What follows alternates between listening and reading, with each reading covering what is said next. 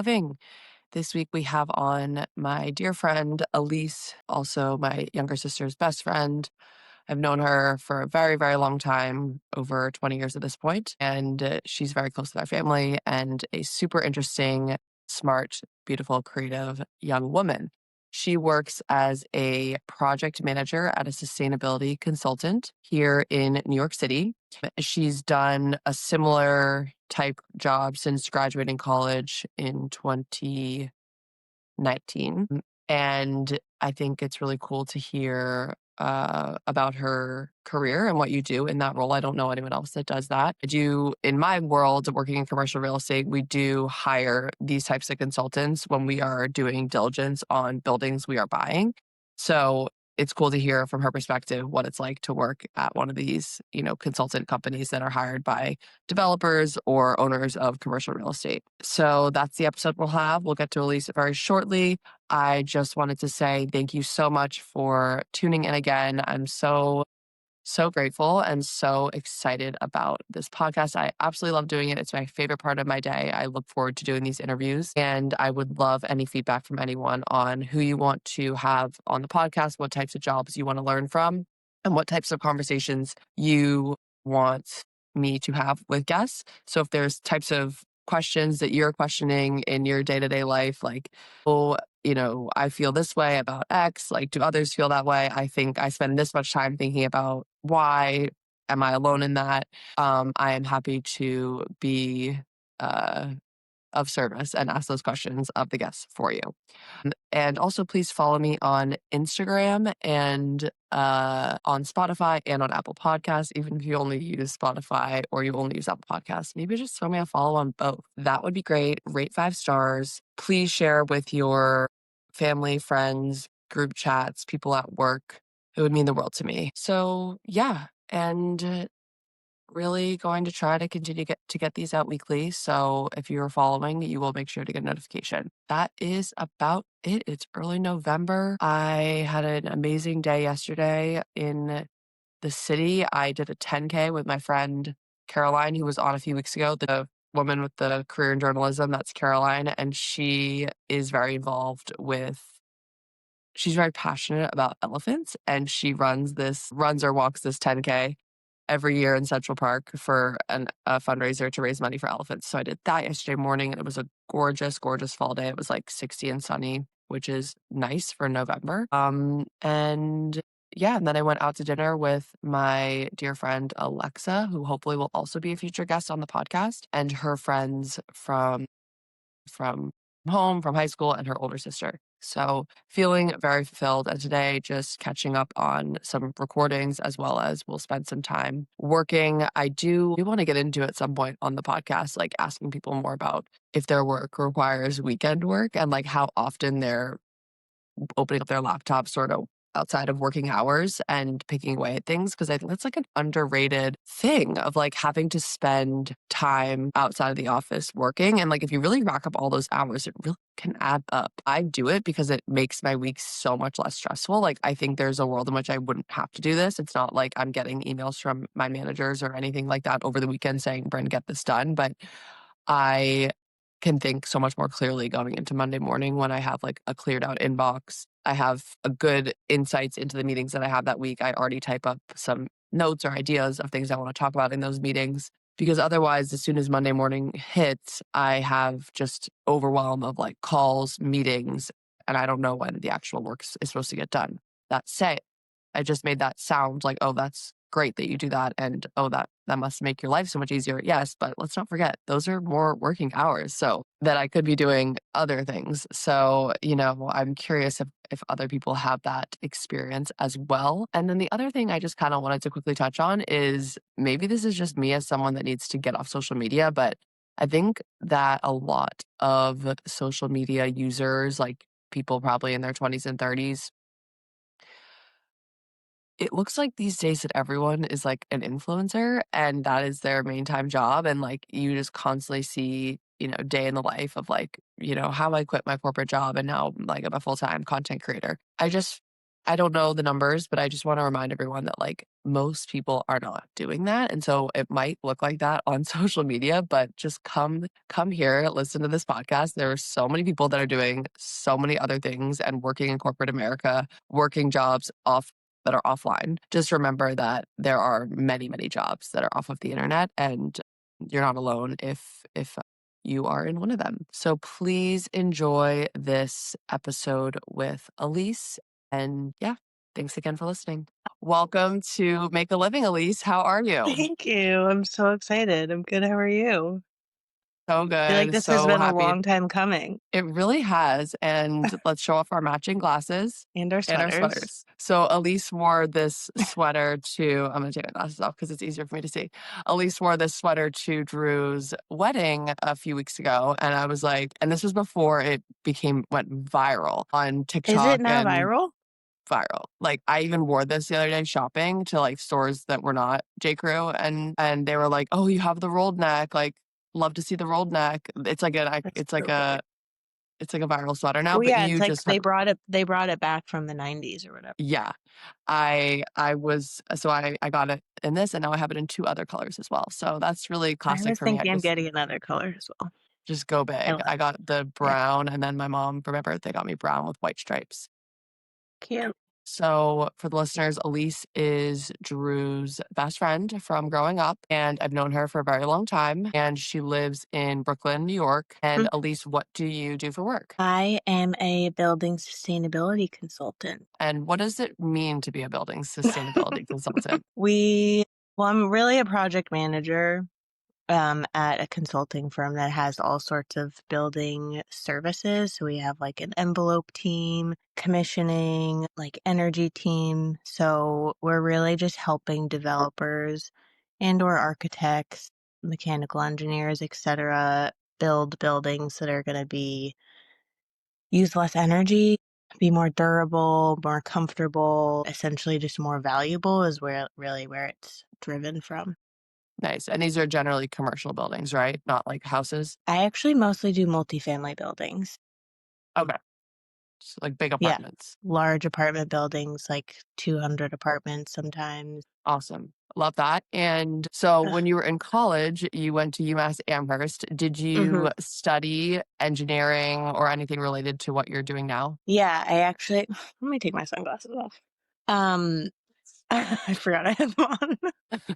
Um, I studied building construction technology, which was sort of a combination of construction project management as well as building science. And then they had some courses on green building, but it wasn't even like really a huge focus as it is like some kids that I know that are like interns or just joining this type of work. Their colleges have like full majors on it now, so that's pretty cool, but at the time, it was more just like, yeah, building technology, a lot of, like, physics, econ, like, building material studies, etcetera, so And did either of your parents work in a industry like this? Because I feel like I don't know that many women, particularly, that go into yeah. engineering or construction related career paths. Yeah, my dad is a carpenter contractor kinda guy. He does a lot of home renovations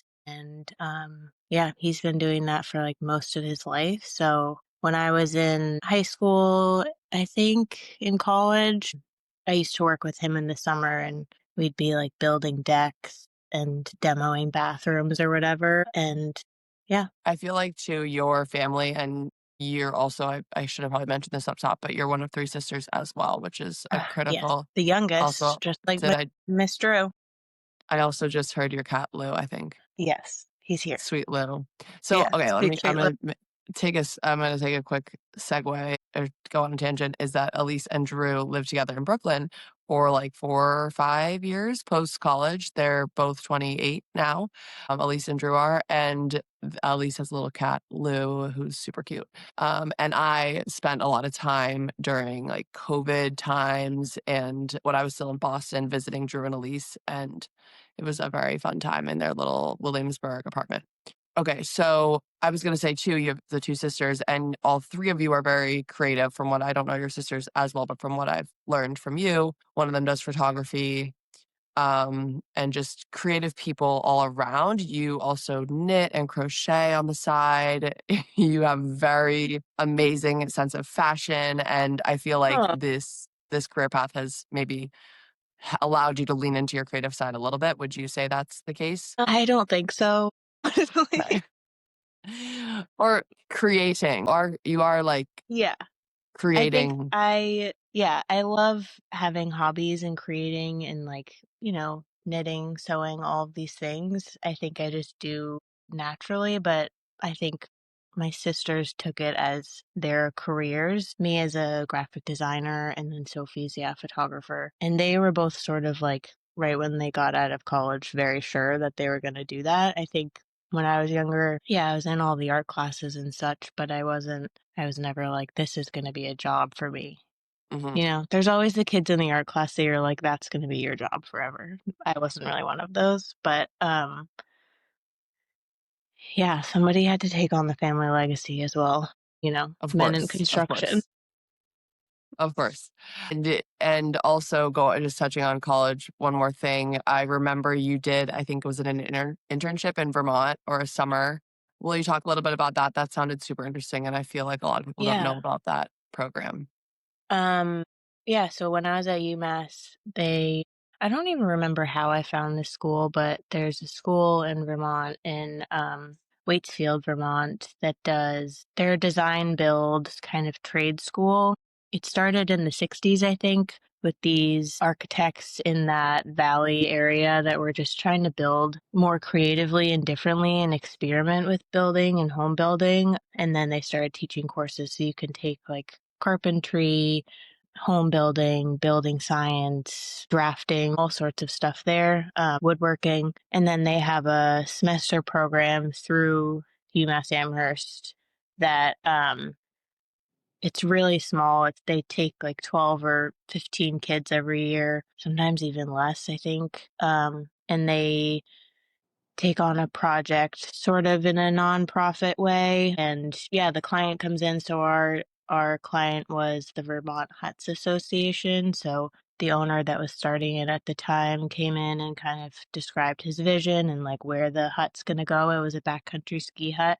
Um, so it was like a real life client that all of these students had to listen and draft for, and we all created our own designs and then eventually kind of melded them into one thing that we thought was best suited. And then we're outside for the rest of the semester literally just building this hut by hand, so we were learning a lot of like carpentry and like project management. Super cool, summer experience. And so, like, when you're, like, drawing the backcountry hut, like, you're obviously not studying architecture. Yeah, like, what was that process like? That program actually did itself that semester gave me a minor in architecture because we did learn Oh, how to like draft, and which was very surface level, but I didn't really get that training in college because I wasn't in architecture school. So that was a cool thing. And yeah, it was a lot of like collaborating with different what people thought the different aspects of the hut and how to get those all together. Like, oh, we like how this person designed their kitchen and this person made this little like reading nook or whatever. So getting like 12 to 14 students decide on what that should look like was pretty interesting. Um, yeah, that's really cool. So and you've done since graduating, you've done something similar. I know you've had a couple worked at a couple different companies, but it sounds like something similar across all of them, is that right? Yes, but I'm not designing buildings at all. Like, usually the developer is coming to us with, okay, this is our plan for our project. We're building these 100 multifamily apartments, and we need a sustainability consultant because we're going through like this type of green building program, or we need this sort of funding, which requires a certain level of performance in your building. So I'm not really the one designing it at all. I don't have a degree in either architecture or engineering. I'm just an external consultant that helps them look at their design and say, here's what we need to tweak to get you this level of energy performance or to get you this sort of certification, whatever it is. Well, and that's what I was gonna ask too, like, could anyone go into this career path that you're in without a higher education degree? Does it seem that way? I would say people definitely study something related in college. Like, I don't think I work with anyone that didn't go to college, but it's a variety of things like maybe environmental studies or environmental science or engineering or whatever it is. But like my specific team at work, there are a couple people that have architecture degrees or licenses, but neither is required. But I definitely also have done a lot of courses since I have graduated to get different credentials that I use. Like if your building's LEED certified, you need to have a certain LEED credential, or there's a ton of different pathways and different certification programs that have their own sort of study programs Yeah. and certifications. And so when these developers are coming to you all to be like, "Oh, we want to s- make our building more sustainable or more green." And I know from working on the real estate side, there's all these different certifications. Like people have probably heard of like LEED or like Green Globes, or I don't even know what exists anymore. But do you find that those requirements to build more sustainable are coming from like the city or that they're the jurisdiction that they're developing in? Are they coming from like their investors wanting more sustainable buildings? Or do you think they're coming from the developer themselves, just from the goodness of their heart? Like, do you know where it comes from? I think it depends. Like in New York City and also in Boston, they have really advanced energy codes. So, like for example, in Boston last year, their new code requires buildings over like I think it's 12,000, or always forget if it's 12 or 20,000 to be passive house certified, which is like the highest level of building performance, and that's all new buildings in Massachusetts if they abide by the stretch code. And then in New York City, we just have an advanced energy code anyway. But then, like you said, with affordable housing, especially, comes from in New York City, it comes from the Housing Preservation Department. And then that is invested in by banks who, if they're going to invest money in it, they don't want it to be, they want it to be the highest performing and use the least utilities and be the most valuable. So it's definitely cost driven. It's like the solutions to climate change, they're going to benefit you cost wise. So Yeah. in most cases. That's and our worlds really do meld together as I work on the real estate investment side. And when you say be more valuable, like one, I believe there's what's the word, like intangible value, because some investors, especially European investors, are very focused on only investing in buildings that are like more sustainable than the one next to it, like Hmm. use less, waste and emissions, or I don't know what the right terminology is, or they, Also, there it's going to cost less to run the building. yes. And Owners that's have to pay part of the utility, so if they're gonna buy a building, they want it to cost less money to maintain. exactly. Yes, and that's, like, the other side of it, and, like, when real estate investors are looking at value, they say, "Okay, what is the bottom line of what this building rent minus all the expenses?" And if your utility cost is much lower, that's gonna inherently increase what you can pay for it. Mhm.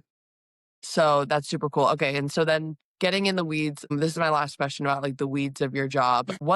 How can you give an example of how you can make a building more sustainable, use less utilities? Like, what is, like, one of the first things people do? I would say for building, like, the highest performing buildings, I would say the first thing that they're doing is increasing the R value of their walls, which is, basically like the thermal performance of your wall assembly. So a standard like wall that you would think that you're building in a single family home is like a 2x4 stud wall with the pink bat insulation on the inside of it. That's sort of like the oldest school way to build a building. Nowadays, that wall is a bit thicker, and then there's like a full exterior insulation as well that's just hanging on the outside of the building. So preventing air from moving in and outside of the building. So I would say that's like the number one thing, but that's also captured mostly in energy codes as well. And then really increasing like their air sealing. So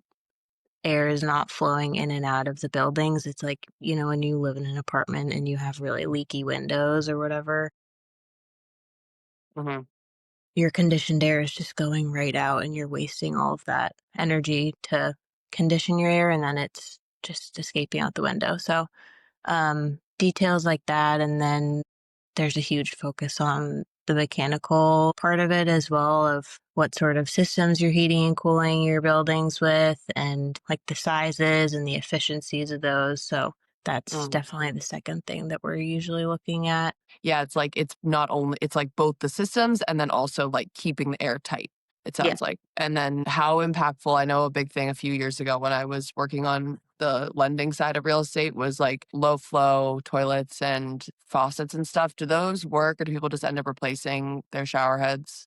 They definitely work. I would say it's the thing that we get the most resistance on from developers because they're like, people hate these low flow shower heads. Yeah. I think there's like a certain threshold where it starts to become annoying. Like if you go under probably 1.75 gallons per minute, people start to complain. But there's also probably really nice ones out there that kind of avoid that problem. But I mean, yeah, if I was building a house, I would be choosing the lowest flow ones. It's like, again, you're just saving yourself the cost of water, and yeah, Yep. it's an obvious switch out, but I also get why sometimes people, if they're developing an apartment for someone else, maybe resist that a little bit. And so in summary, developers hire you work at a consultant and you Yes. are a sustainability consultant. So they hire you all to Hmm. opine on their plans and you recommend. Yeah, we totally do like when we're buying buildings on the real estate side, we order engineering reports that often have a sustainability component. Maybe we'll order actually in New York always and it with some clients, like some of our investors, we always order a separate sustainability report, like I'm sure you guys create, along with like environmental reports. So that's super cool. Okay. If you want to touch on anything else about your current day to day and your job at any point, feel free. But I wanted to ask you like more high level questions. How Hmm. often, and I speak for myself as the whole reason I started this podcast, as someone that did this a lot, how often do you question your career path? And like, how often have you questioned, if at all, like throughout your 20s, you're 28 now, like, do you kind of wrestle with like, is this the right path? Oh, No, I think about it all the time. Not that I'm like so unhappy with what I chose, but more just, your classic job struggles of like, why am I working a 9 to 5 job? Being a consultant is also difficult. It's like you really have to be on for your clients all the time. It's not like working at a job internally where you're just supporting company, obviously. mm, And that's something I think as I'm in my 20s, later 20s, I'm trying to get away from a little bit if I could pick my next role. But I think when I do question it, I do come back to like, I love buildings and I love building science. I think it's so interesting. And like, I do have moments at work where I'm like, oh, this is why I really love this. Like, I'm building some sort of energy model or like looking at drawings and I get excited and I love it. It's just a matter of, like, how often do those moments come along, as I'm sure some people experience is like, ugh, not that often, not as often as I would like. But totally. I yeah, can relate. And whenever I think about like if I was to leave, then I get like sad about everything I would not do anymore. And I'm like, yeah, wait, I need to remember those things more yeah, because I can relate to the feeling of just trudging through I'm in an office like 5 days a week, like the halls. And I'm like, I'm here for like 10 hours, 11 hours a yeah, day. And it's like the same every day. And you're like, yeah, oh my God, how will I do this for another 40 years? yeah. Or So, I yeah, think I get that feeling a lot when I also work on projects that I don't feel particularly passionate or like supportive about. And then I get really down on myself and I'm just like, what am I really doing here? Like, and that's, I think, when I question it. But then on the other hand, sometimes I get really good clients that are like really excited to do the right thing and have really high performing buildings. And they're so nice to work with that that is sort of the exciting part that gets you like, okay, this is good actually. yeah. Do you I can completely relate, and yes, sometimes and to, like, as you said, you are in a client serving role, so you are, like, client o is always not always right, Yeah. but because 'cause they're obviously hiring you for your opinion, but you have to be very much, like, service oriented, and some people I know either want that or they don't want that. I worked in a brokerage type role right out of college, and it was always like the client is always right. Whatever they ask for, we must give them. Like service as Yeah. like excellent service is the number one goal. And sometimes I would get frustrated because I was like, at what cost? Like at Yeah. literally the cost of my Literally. mental health. Like this is crazy. Okay. What does a fulfilling career mean to you? Like, what comes to mind when you hear the word fulfilling? That's a really hard And it doesn't question. need to be the right answer. Like, future Elise, like, envision your day to day. Like, what are you feeling on a day to day that would feel aligned? Yeah, I would say it's not even as much as like what I'm producing or what the outcome is that I really care about, but more what yeah, I guess how I'm feeling every day of like who am I interacting with? What kind of activity am I doing? Something I've been thinking about a lot lately is like I don't think the most fulfilling thing for me is sure, I go to work most days and I leave my house and I go to a job, but I'm going to a job and sitting on a computer. And I think something fulfilling for me would be going to a job and doing something. Like I show up and I'm a doctor. Not that I want to be a doctor at all, but you know what I mean? If you show up and have a task to do, Mhm. I think it's a shift that I would like to see and would be more fulfilling. So, yeah. Yeah, I actually have, like, the same answer when people say, like, if in 5, 10 years you wake up on a Monday morning and you're doing the exact same thing, would you be happy?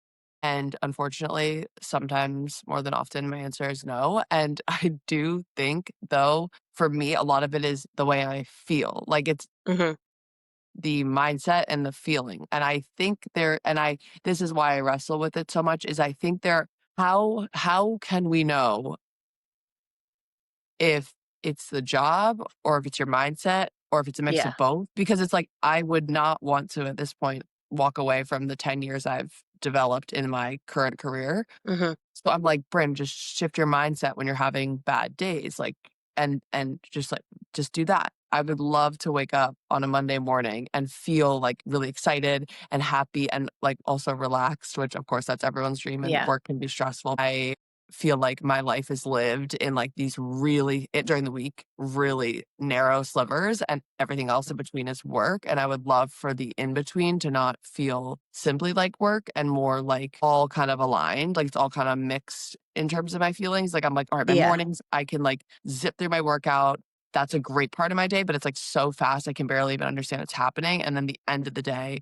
get home starving, make dinner as quick as I can, scroll, and go to bed, and, like, that is just not ideal, so I would love to find a way to make the in between, aka the work, which is the majority, feel more in flow with, like, life. Yeah, just like actually a part of your life. I think that is also my goal as well. I think both of my parents sort of really like mastered that a little bit. They both had careers where they were showing up to a job that they loved and Yeah, like tell it me was more. just a part of their day-to-day life, which I think is sort of a thing that's lost in maybe people our age, with just everything being on the computer. I don't know, but um Yeah. yeah, I think that's a really valuable thing. What did your mom do? I know you said your dad was a builder, carpenter. Yeah, well, he's just like it's just so who he is of he leaves his house every day at probably 4 AM, 5 AM. He's at everyone's different houses, like fixing their bathrooms or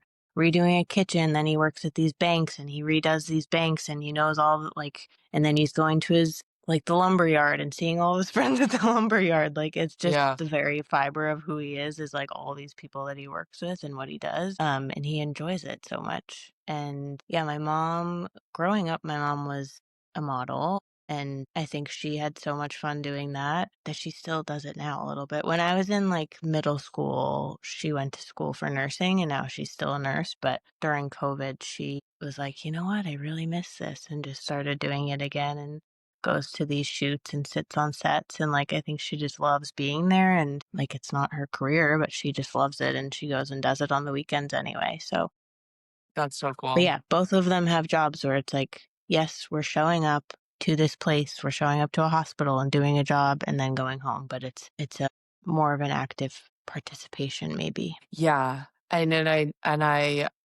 I love what you said about your dad, like, it's a fiber of who he is, like, sometimes I wonder why I don't feel that way, and I'm like, is it a Yeah. confidence thing? Like, I've obviously gained so much skill at this point, I mean, there's much more to learn, but I've done this for 10 years, and I yeah, I'm like, why haven't why do I still feel so stressed? And I'm still so hard on myself. I'm like, haven't I learned better by now? Like, I still get really nervous about certain things and I really don't want to make mistakes and I want to like perform at pure excellence. And I guess I'm wondering why I haven't gotten to the point yet where I like trust myself to just fully do that naturally. Yeah. And maybe I'm just being hard on myself, but maybe that would relieve some of my stress. But okay, I also wanted to ask, I think you told me this, but what is it like to like for your mom to be a model? Like, how does she like get the jobs? Does she have like an Uh, agency? yeah, she had an agent when she was younger. She would actually be a really funny person to have on this She would podcast. be She loves the amazing. I can't camera. believe I've never met her or ever seen her. Like,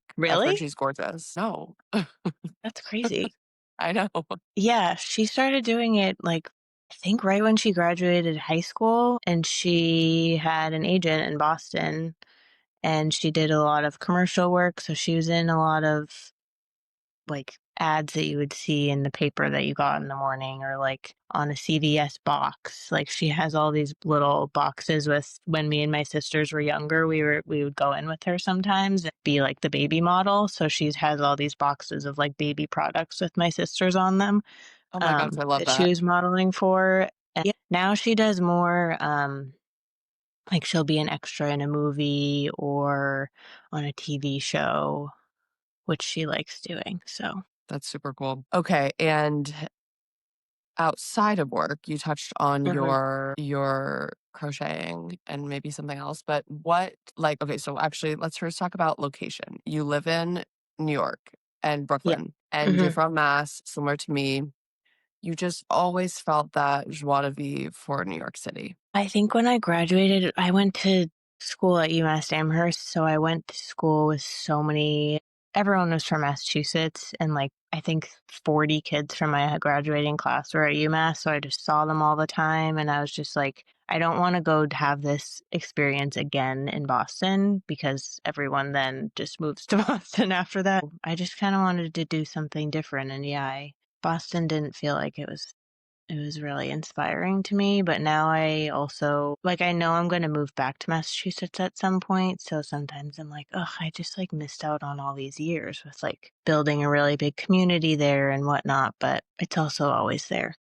Totally. And I feel like every stage of life, you move around so much. Like I've even noticed with my older sister Lane, she moved to the suburbs. And while she spent her whole post college in the city of Boston, she's now like, great, now I have to create like suburb friends because all of her friends are still in Boston. Of Right. course, she's still friends with them, but I Yeah. feel like it's just a constant creation of new community. Um, Yeah. okay. So what do you like to do for fun outside of your working hours? I love I love my crafts. I'm always doing a different craft. In the last year, I really started doing a lot of sewing, which I love. Like, what kind? Like, making Something clothes about or, like, embroidery? also, like, I made Drew a little, like, makeup pouch for her wedding, or then I'll, like, tailor my own clothes, or I've been dabbling in, like, quilting lately, so Super I like cool. sewing machine stuff. So I love doing that. I think that something about doing those sorts of crafts, like knitting as well, just they do something in my brain that they just like smooth my brain out. I don't know what it is about it. And I also like doing things with my hands and like creating things. And then outside of that, I love a racket sport, tennis, pickleball. I don't love going to the gym, so I kind of have to find ways to exercise myself outside of that.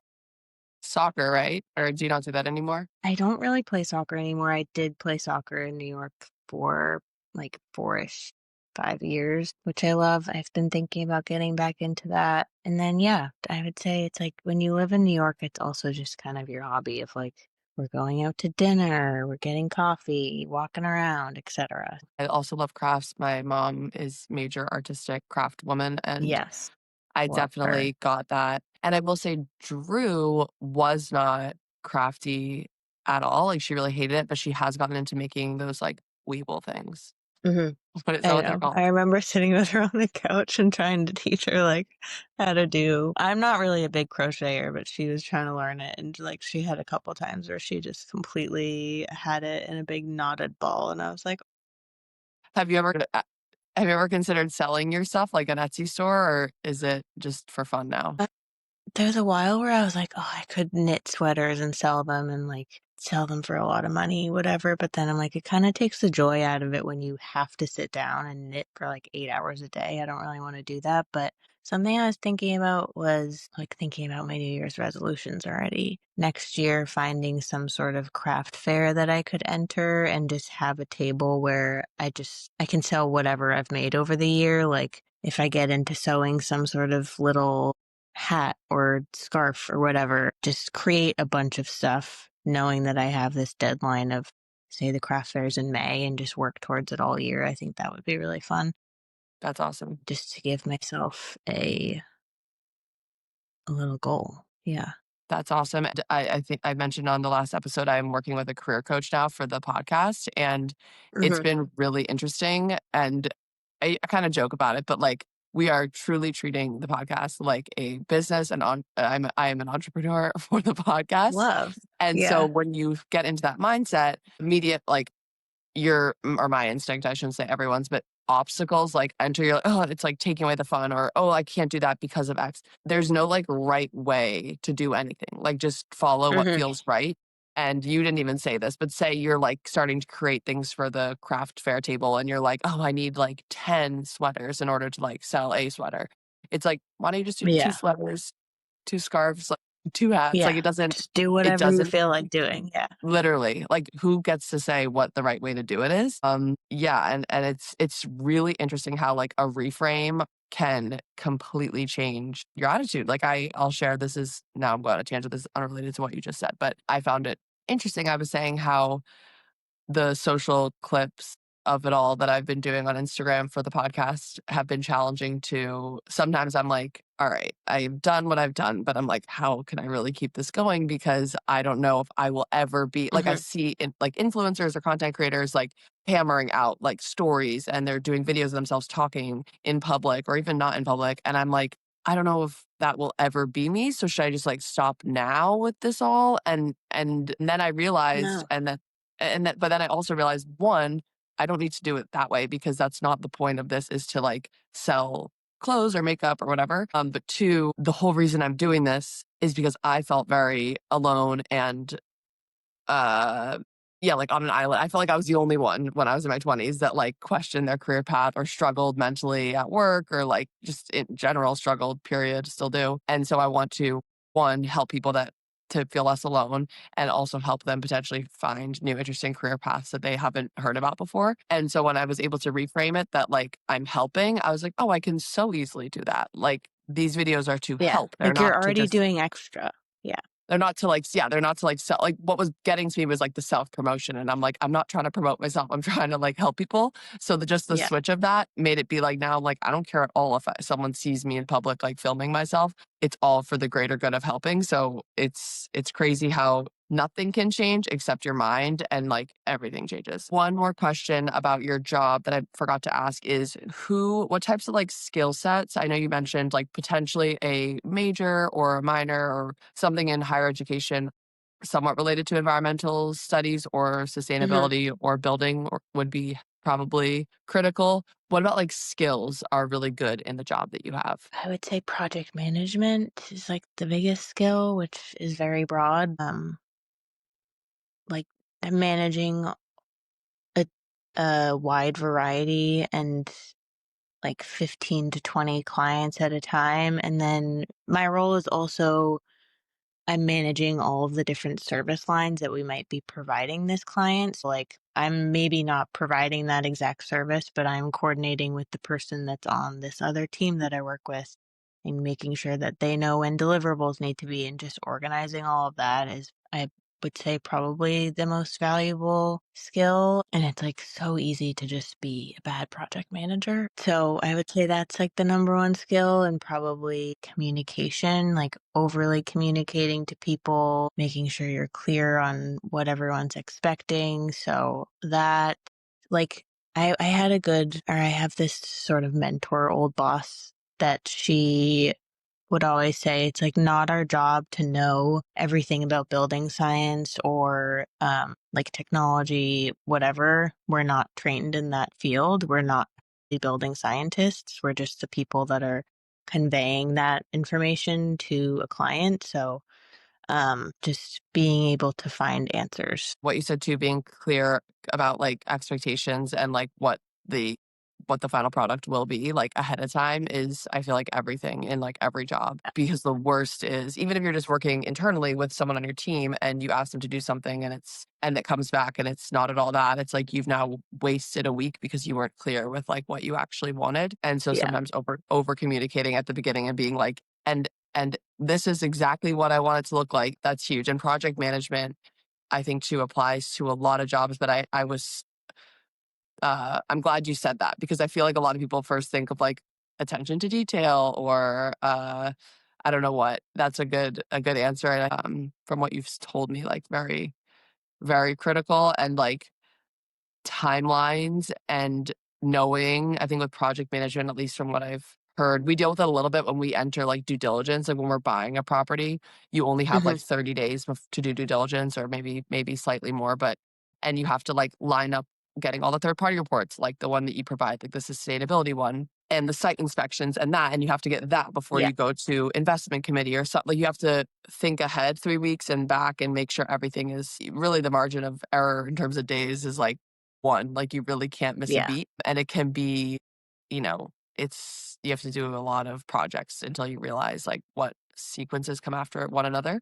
But anyways, okay, well, Elise, Yeah. anything else you wanted to touch on? I don't think so, but I think this is such a great podcast. I feel like this topic is so many of my friends talk about it now. It's like I don't really know a lot of people that are fully so in love with their career and love to work every day. I think it's really hard these days. Like society has changed a lot that it's not easy to do a job that's so like that might be your most fulfilling activity, but it's maybe not going to translate to being um a functioning person in society. Yeah, I think it's really hard these days with everything on the computer, whatever.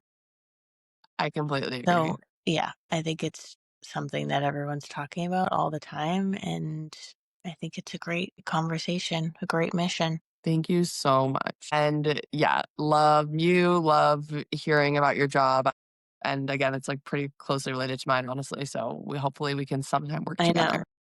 I know And we it'll will be, well, we did have our investment time. Remember, we were like, we're going to invest in the building well, I together. was gonna say, I haven't forgotten about that, is that Elise and I want to buy, like, duplexes together, and, Elise can be the con Become Elise and her landlords. dad. What'd you say? What'd you say? I said, become landlords. Yikes. But you and your dad could do, like, Oh, can the you hear me? renovations, and then we sell them. Yeah, I know. So That would be alright, well, honestly like my dream career, sort of. I So, know, and, like, I think we have the skill set. Thank you for coming on the podcast, and hopefully I will see you soon, and have an amazing I Sunday. know. Thank you so much. This was so fun. I So miss fun. all the Wendell girls.